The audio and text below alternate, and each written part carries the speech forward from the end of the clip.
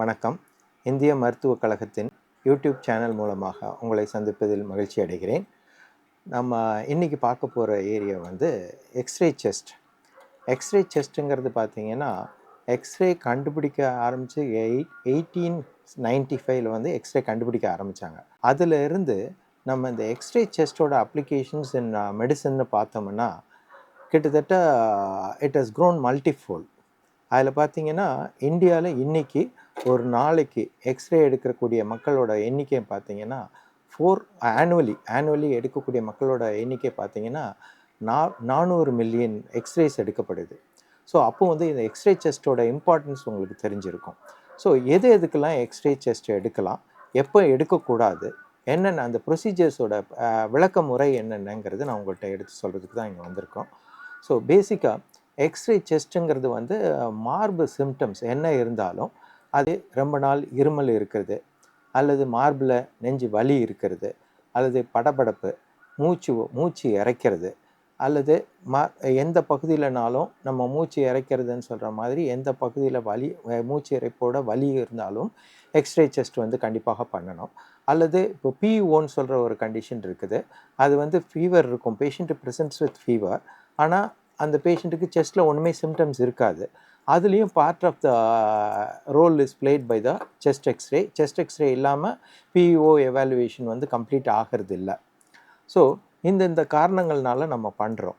So எந்தெந்த காரணங்கள்னால இந்த symptoms வருதுன்னு பார்த்தீங்கன்னா, நுரையீரல் தொற்றுனால வரலாம், நுரையீரலில் கட்டி இருந்தால் வரலாம், இல்லை செஸ்ட்டில் வந்து நீர் கோர்த்துட்டு இருந்தால் வரலாம், ஹார்ட் ஃபெயிலியரில் வரலாம், இல்லை ஹார்ட் அட்டாக்கில் வரலாம், இல்லை இரத்த குழாயில் உள்ள மாறுதல்கள்னால அனிரிசம்னு சொல்லக்கூடிய மாறுதல்கள், அல்லது டிசெக்ஷன், அது இரத்த குழாய் விரிவுபடுறதுனால வரக்கூடிய சில காரணங்கள்னாலும் இந்த சிம்டம்ஸ் எல்லாம் நம்மளுக்கு வரலாம். ஸோ இந்த சிம்டம்ஸ்லாம் அனலைஸ் பண்ணுறதுக்காக நம்ம எக்ஸ்ரே செஸ்ட் எடுக்கிறோம். எக்ஸ்ரே செஸ்ட் எப்போ எடுக்கக்கூடாதுன்னு சொன்னீங்கன்னா, மோஸ்ட் ஆஃப் த கண்டிஷன்ஸில் வந்து விமனுக்கு வந்து இந்த மென்ஸ்ட்ரல் சைக்கிள் ஹிஸ்ட்ரி எடுத்துகிட்டு தான் எடுக்கணும் எப்போவுமே. when there is a possibility of pregnancyன்னு சொல்லுவாங்க, அதாவது கருவுற்றிருக்கக்கூடிய ஒரு வாய்ப்பு இருக்கிற சமயத்தில் அந்த எக்ஸ்ரேங்கிறது வந்து எடுக்காமல் இருக்கிறது நல்லது. ஸோ அதனால் நம்மளுக்கு பீரியட்ஸ் கொஞ்சம் தள்ளி போயிருந்தாலோ அந்த மாதிரி டைமில் வந்து நம்ம சொல்லிடுறது, அந்த எக்ஸ்ரே நிபுணர்கிட்ட வந்து நான் இந்த மாதிரி இருக்கிறேன் அப்படிங்கிறத சொல்லிட்டோம்னா அதுக்குரிய பாதுகாப்போடு நம்ம அந்த டைமும் எக்ஸ்ரே எடுத்துக்க முடியும். ஸோ இதுதான் எப்போ எடுக்கக்கூடாது, எப்போ எடுக்கணுங்கிறதுக்குரிய விளக்கம். தென் எப்படி எக்ஸ்ரே எடுக்க போகிறோங்கிறது பார்த்தோம்னா, இது வந்து எக்ஸ்ரே ரூம்ங்கிறது வந்து ஒரு 14x17 சைஸில் ஒரு எக்ஸ்ரே ரூம் இருக்கும்.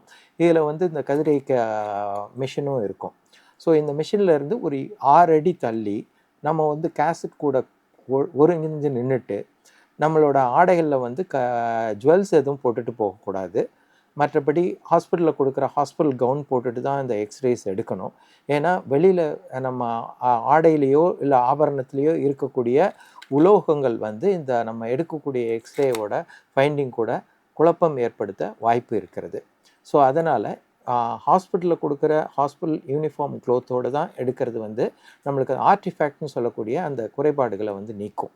ஸோ இந்த எக்ஸ்ரே எடுக்கும்போது இந்த எக்ஸ்ரேயில் வந்து பார்த்திங்கன்னா என்னென்ன ஏரியா நல்லா தெரியுங்கிறது பார்த்திங்கன்னா, மென்தசைன்னு சொல்லிட்டு சாஃப்ட் டிஷ்யூங்கிறது வெளியில் இது பண்ண போகிறோம். அதுக்கப்புறம் ரிப்ஸ், போன்ஸு. இப்போ ஒரு பேஷண்ட்டுக்கு அடிபட்டிருக்குன்னா ரிப்ஸில் எதுவும் அடிபட்டிருக்குதா, இல்லை கிளாவிக்கல் காலர் போனில் எதுவும் அடிபட்டிருக்குதா, இல்லை ஸ்டர்னம்ங்கிற நடு நெஞ்சு எலும்போட பகுதியில் எதுவும் அடிபட்டிருக்குதாங்கிறது பார்க்குறதுக்காக எக்ஸ்ரே செஸ்ட் ரொம்ப உதவியாக இருக்கும். அதுக்கு அடுத்தது வந்து நம்மளுக்கு ப்ளூராங்கிற ஒரு ஸ்பேஸ் வருது. அது வந்து லங்கை சுற்றி இருக்கிற ஒரு கவரிங். ஸோ அதில் வந்து நீர் கோத்திருந்தால் நம்மளுக்கு எக்ஸ்ரே தெரியும், எக்ஸ்ரேயில் நல்லா கண்டுபிடிக்கலாம். அதில் உள்ள இன்ஃபெக்ஷன்ஸ், அல்ல லங்கில் உள்ள இன்ஃபெக்ஷன்ஸோ, அல்ல லங்கில் உள்ள கட்டி மாதிரி. இப்போ சில பேருக்கு வந்து ஒன்றுமே சிம்டம்ஸே இல்லாமல் நிறைய பேருக்கு வந்து நம்ம லங் கேன்சர்ஸ் கண்டுபிடிச்சிருக்கோம் இன்சிடென்டலாக. ஒரு ப்ரீ எம்ப்ளாய்மெண்ட் எக்ஸ்ரேன்னு வருவாங்க. அவங்களுக்கு பார்க்கும்போது பார்த்தீங்கன்னா எக்ஸ்ரே செஸ்ட்டில் ஒரு அப்நார்மாலிட்டி பிக்கப் பண்ணுவோம். அதை எவாலுவேட் பண்ணும்போது சம்டைம்ஸ் திட் இஸ் அன் இன்சிடென்டல் டியூமர்ஸ். அதாவது அறிகுறி வர்றதுக்கு முன்னாடி நம்ம அதை வந்து இன்சிடென்டல் ஃபைண்டிங்காக மாதிரி நம்ம எடுத்து அதை எவாலுவேட் பண்ணி பேஷண்ட்டுக்கு ஏர்லியாகவே ட்ரீட்மெண்ட் ஆரம்பிக்கவும் உதவியாக இருக்கும். ஸோ அது ஒன்று. அதுக்கடுத்து ஹார்ட்டோட சைஸ் பார்க்குறதுக்கு வந்து எக்ஸ்ரே செஸ்ட் வந்து உதவுது. நார்மலாக ஹார்ட்டோட சைஸ் வந்து 1/3 ஆஃப் த செஸ்ட் வால்யூம்குள்ளே தான் இருக்கும். இது 1/3 ஆஃப் த செஸ்ட்டோட வால்யூமோட ஹார்ட்டோட சைஸ் பெருசாகும்போது நம்ம கார்டியோமெகாலி இல்லை ஹார்ட் ஃபெயிலியர் ஆகக்கூடிய வாய்ப்பு இருக்குங்கிறத அதில் காமிக்கிறோம். லங்கில் வந்து ஃப்ளூயிட் சேர்ந்துருந்ததுன்னா அந்த ஹார்ட் வந்து சரியாக ஃபங்க்ஷன் ஆகலைங்கிறதுக்கு ஒரு அறிகுறி.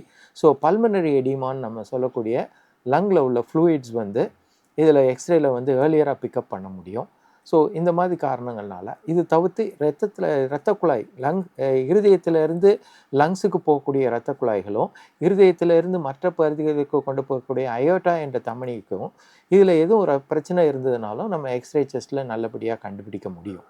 ஸோ இதெல்லாம் வந்து என்னென்ன எக்ஸ்ரே செஸ்ட்டில் நம்ம கண்டுபிடிக்க போகிறோங்கிறத பற்றி சொன்னது. எக்ஸ்ரேங்கிறது வந்து அதில் வந்து அதனால் கிடைக்கக்கூடிய பயன்கள் தான் ரொம்ப அதிகம். பட் சில குறைபாடுகள் இருக்குன்னா அதில் வந்து என்னென்னா அதுக்கு ஒரு ரேடியேஷன் டோஸ்ன்னு சொல்லி ஒன்று சொல்லுவோம். பட் இதுக்கு கிடைக்கக்கூடிய ரேடியேஷன் டோஸ் வந்து ரொம்ப ரொம்ப ரொம்ப ரொம்ப குறைந்த அளவு தான். ஸோ இதிலேருந்து பார்த்தோம்னா நம்ம நார்மலாக ஒரு மனிதன் வந்து 3 to 5 மில்லிசீவர்ட்ஸ் வரைக்கும் பெர் இயர் எடுக்கலாம். பட் இதில் வரக்கூடியது வந்து பார்த்திங்கன்னா 0.07 மில்லிசீவர்ட்ஸ் தான் வருது. ஸோ அதனால் for below the safety range தான் நம்ம இருக்கிறோம். அதனால் பிரச்சனை கிடையாது. பட் எதுக்காக இதை சொல்கிறோன்னா நம்ம எக்ஸ்ரே எடுக்கும்போது பொருத்தமான இடத்துல ரீடேக் இல்லாமல் எடுக்கும்போது நம்மளோட radiation exposure is well within the limits. So அதுக்காக சொல்கிறது. ரெண்டாவது வந்து இந்த இது வந்து அடுத்து எக்ஸ்ரேக்கு அடுத்தது இந்த என்ன ப்ராசஸ் பண்ண போகிறோன்னு பார்த்தீங்கன்னா இந்த கண்டிஷன்ஸ்லாம் நம்ம கண்டுபிடிச்சிட்டோம். பட் இந்த கண்டுபிடிச்ச கண்டிஷன்ஸ் எல்லாமே பார்த்தீங்கன்னா 2 டைமென்ஷனல் இம்ப்ரெஷன்ஸ். ஸோ இப்போ ஒரு லங்கில் வந்து there or any object for that matter உங்களுக்கு தெரியும் 3 டைமென்ஷன்ஸ் முப்பரிமாணம் இருக்குது. பட் செஸ்ட் எக்ஸ்ரேல வந்து நம்ம டெப்த்துங்கிற ஒரு இதை வந்து அனலைஸ் பண்ண முடியாது. ஏன்னா ஒன்று மேலே ஒன்று ஓவர்லேப் ஆகிறதுனால அதை வந்து நம்மளால் அனலைஸ் பண்ண முடியாது. இந்த மாதிரி ஏரியாவில் செஸ்ட் எக்ஸ்ரேல கண்டுபிடிக்கக்கூடிய சில அப்நார்மாலிட்டிஸை வந்து நம்ம சிடி ஸ்கேனுங்கிற ஒரு அடுத்த செயல்முறை, அதாவது சிடி ஸ்கேனுங்கிறது வந்து டயக்னாஸ்டிக் ஃபீல்டில் உள்ள அடுத்த ஸ்டெப்பு. செஸ்ட் எக்ஸ்ரேல வந்து ஏதாவது ஒரு ஃபைண்டிங்கில் வந்து நம்மளுக்கு ஒரு சஸ்பிஷன் இருந்தாலோ இல்லை அந்த ஃபைண்டிங்கில் வந்து வி நீட் ஃபர்தர் இன்ஃபர்மேஷன்ஸ் இல்லை ஃபர்தராக அது கிளாஸிஃபை பண்ணணும் அப்படிங்கிற மாதிரி கண்டிஷனில் வந்து வி கோ ஃபார் சிடி செஸ்ட்டுங்கிற ஒரு இன்வெஸ்டிகேஷன் பண்ணுறோம். அதில் வந்து நம்மளுக்கு முப்பரிமாணமும் கிடைக்கும். ரெண்டாவது ஒவ்வொரு ஏரியாவும் துல்லியமாக அனலைஸ் பண்ண முடியும். ஸோ சிடி ஸ்கேனுங்கிறது வந்து a step above the x-ray chest. So there are certain hidden areas in இது செஸ்ட் எக்ஸ்ரேல. அந்த ஹிடன் ஏரியாஸ்ன்னு சொல்லக்கூடிய அந்த ஏரியாஸில் வந்து சிடி ஸ்கேனில் வந்து ஏதாவது ஒரு ஏர்லி அப்நார்மாலிட்டி இருக்கும்போது சிடி ஸ்கேனில் வந்து ஈஸியாக பிக்கப் பண்ண முடிகிறது. ஸோ இது வந்து சிடி ஸ்கேன் எப்போவும் வந்து செஸ்ட் எக்ஸ்ரேக்கு காம்ப்ளிமெண்ட்ரியாக ஒர்க் பண்ணுங்கிறத ஆஸ்பெக்ட் பற்றி இந்த இதில் சொல்கிறோம். இப்போ வந்து நம்ம எக்ஸ்ரேஸ் வந்து எப்பப்போ எடுக்கலாங்கிறத பற்றி பேசணும் இல்லையா? அடுத்தது வந்து எக்ஸ்ரேஸுங்கிறது வந்து நம்ம வந்து காஷியஸாக யூஸ் பண்ணக்கூடிய இன்வெஸ்டிகேஷன்ஸ் தான். பட் இது எந்த பேஷண்ட்ஸ்க்கு எக்ஸ்ரே எடுக்கணும், எந்த பேஷண்ட்ஸ்க்கு சிடி எடுக்கணுங்கிறது வந்து உங்களோட மருத்துவர் தான் முடிவு பண்ணுவார். ஏன்னா நம்மளா போய் எக்ஸ்ரே எடுத்துக்கிறதும் தவறு. எந்த பேஷண்ட்டுக்கு என்ன மாதிரி இன்வெஸ்டிகேஷன்ஸ் வேணுங்கிறது வந்து உங்களோட மருத்துவர் தான் முடிவு பண்ணுவார். ரெண்டாவது இப்போ டிஜிட்டல் எக்ஸ்ரேங்கிற முறை வந்திருக்குது. ஸோ இதில் வந்து ரீடேக்ஸ் வந்து கம்மி. கன்வென்ஷனல் மெத்தடில் வந்து ஒரு வாட்டி எக்ஸ்ரே எடுத்துட்டு நம்ம வந்து சரியாக வரலைன்னா அதில் வந்து நம்ம திருப்பி எடுக்கக்கூடிய எக்ஸ்போஷர் பண்ணக்கூடிய ஒரு ஆப்பர்ச்சுனிட்டி இருக்குது. பட் அந்த மாதிரி வந்து டிஜிட்டல் எக்ஸ்ரேஸில் கிடையாது. டிஜிட்டல் எக்ஸ்ரேஸில் எப்படின்னா பேஷண்ட் வந்து ஒரு எக்ஸ்போஷர்லேயே இதில் ஃபேக்டர்ஸ் என்ன வேணாலும் அட்ஜஸ்ட் பண்ணிக்க முடியும். ஸோ அதனால் ஒரே எக்ஸ்போஷரில் நம்மளுக்கு வேணுங்கிற ஆப்டிமல் ரிசல்ட்ஸ் வந்து கிடைக்கும் எக்ஸ்ரேயில். அதனால் கூடுமான வரைக்கும் நம்ம டெக்னாலஜி யூஸ் பண்ணி டிஜிட்டலைஸ்டு எக்ஸ்ரேஸ் எடுக்கிறது வந்து பெட்டர். அண்ட் ரெண்டாவது வந்து when to take a CT ஸ்கேனுங்கிறதும் நம்ம சொன்னோம். இதில் வந்து அந்த பாயிண்ட் வந்து should be decided only by your referral doctor. So இது வந்து நம்மளாக போய் ஒரு சிடி ஸ்கேன் கோவிட் வந்தபோது நிறைய பேஷண்ட்ஸ்க்கு வந்து நம்ம சிடி செஸ்ட்டுங்கிறது வந்து இன் அண்ட் அவுட் பண்ணிகிட்டு இருந்தோம். But that made an early diagnosis. ஆக்சுவலாக சீக்கிரமாகவே அந்த நோயை கண்டுபிடிக்க உதவுச்சு.